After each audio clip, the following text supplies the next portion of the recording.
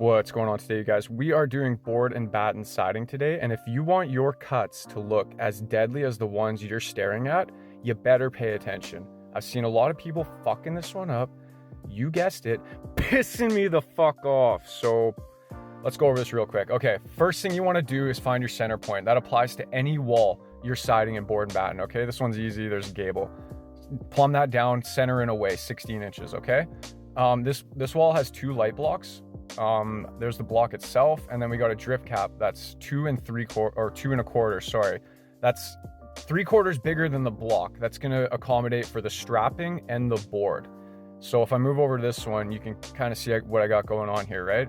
It looks huge at first because that's because it's not boarded yet. So if we pop this off, now we can take our numbers. We're gonna pull all our numbers from our factory edges, okay? So we got one on the bottom on that drip cap, and we have one on the right. So from the bottom, we're gonna measure to those 2 points, and then from the right, we're gonna measure to the other 2 points and just cut out a rectangle. Simple, easy, effective, okay? Then all your cuts are buried under the board. It's gonna look something like this.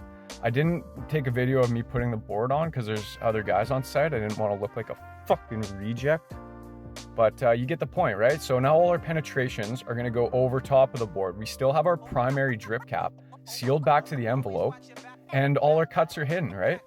It's absolutely fucking mint if you squint. If you're not doing it this way already, I suggest switching over and keeping up with the times, all right? So follow for more siding tips. I'm gonna have more.